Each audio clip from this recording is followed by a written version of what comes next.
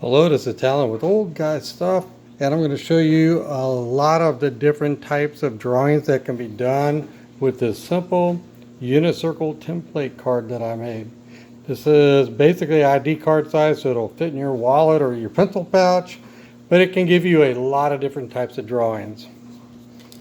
We're going to look at examples of some of these, actually all these triangles, maybe a few more.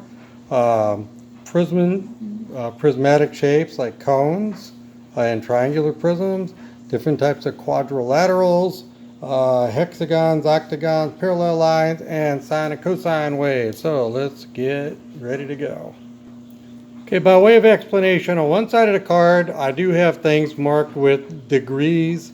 I do not have everything between 30, 60, 90 all the way around marked between them, which are the 15-degree marks.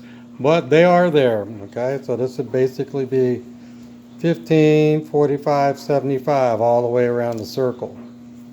Now, what we're really going to reference the most are the numbers on this side. I've got this set up like a clock face, 1 through 12, and like a navigational compass, north, northeast, east, all the way around the circle. So, let's begin with this. Okay, if I wanted a kite, I could use the numbers 3, 6, 10, 12 and connect the dots. So basically I just set it like this and I do my numbers and then I move it and I just connect the dots. That's all I do. So I have this type of drawing, and you can do these in various sizes. I'm only showing one size. I've got an isosceles trapezoid. So on that I was using northeast, 3 o'clock, 9 o'clock, and northwest. Connected the dots. Below this, I did a parallelogram, of which I use east, southeast, southwest, and half left of center. So how do I get that? Well, here's my center, and I got these marks between center and the radius, or basically the circumference of the circle. So this would be right of center, below center, above center, and left of center. And this is the halfway mark. So that's how I get this particular one right there for a parallelogram. You can come up with your own numbers for things. That's the beautiful thing about doing it like this. And you might be able to come up with a lot of things I haven't thought of. I've had some people tell me you can't have a convex hexagon, but here we are. So if you use 2, 4, 6, 8, 10, and the center, you have a concave hexagon. The only difference between that and a regular hexagon that we can do with this card is that instead of the center, we use 12. So 2, 4, 6, 8, 10, 12, and I've got this nice hexagon. I could do it with odd numbers, and in which case then, instead of the vertex being down here, it would be a flat side.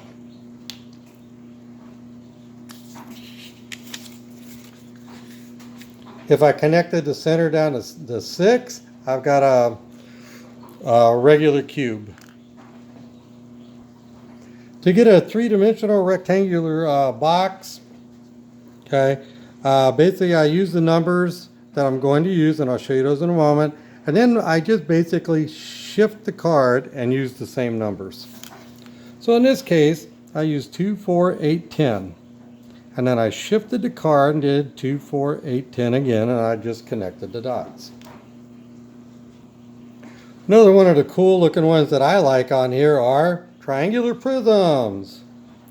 And I didn't actually connect this, so let me just go ahead and do that. There we go. Had to get the parts you didn't see. So I used 3, center, and 12, and then I shifted the card and did those numbers again. Okay, on this one I did a prismatic cone. And I used the numbers 1, center, and 11, and I shifted the card. But before I shifted the card, what I did was I had another pencil lead in here, and I used this like a safety compass and just rotated it like that to get the curved part. So I just rotate it. Here I'm showing two different types of 30, 60, 90 triangles. Okay, so we can make these in different sizes. and a whole plethora of orientations. I just showed these two. So on this one, I got a 1, 3, 9 for my points and connected the dots. And over here, I've got a 2, 4, 8 and connected the dots. The 45, 45, 90 triangle is pretty similar. Here I use 9, center, 12, and here I use 9, 12, and 3. A couple more triangles on here. I have an isosceles triangle. 75 degrees, 75 degrees, and 30 degrees. And up here I have an equilateral triangle of which I use 4, 8, 12.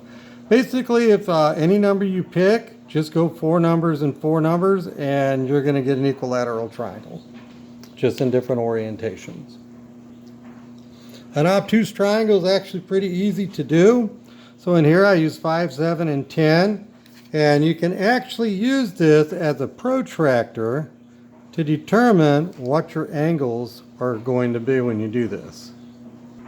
This one's a 3, 4, 5 triangle, but I used this particular card I made yesterday for doing it just because I have these straight lines of dots and 90-degree angle with those. This particular card, I would need to put the holes in it for that, and I just haven't done it yet. How about a regular octagon? And in this, I just used the compass points, north, northeast, east, all the way around. And for the heck of it, I marked center, but I didn't need to do that. So note, since we have 24 holes around the circle of the card, we can do dodecagons and 24 gons, and I'm not even about to try to say that. You can make a nice set of parallel lines quick, crossed by a transversal for you geometry class. Here we go.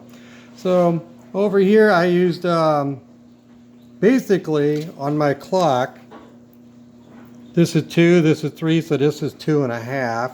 So I used 2.5, 3.5, 8.5, 9.5, connected the lines, and I used 1 and 7 to make my transversal.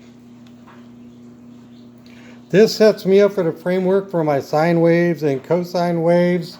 In order to really pull that off though, you have to have a ruler set on your paper and then slide this along to the places that you need to actually put the marks. But these are actually very accurate. If I'm counting vertically, this is 1 inch.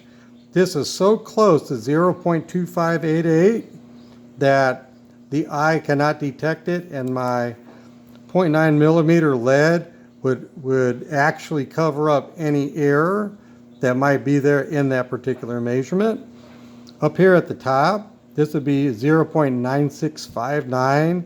So it's actually pretty accurate if it's measured out. So I've got my sine wave going across, and if I wanted to make this a cosine wave, I could just pretty much, start it right there. That's pretty much all I set up for this particular video. I would really recommend that if you're interested in doing a template like this, just watch my video on how to make the templates. My clock face template, I did just using compass and a straight edge. That video is linked to in the description, I believe, and I'm going to put the link to this one as soon as I get this particular video loaded now.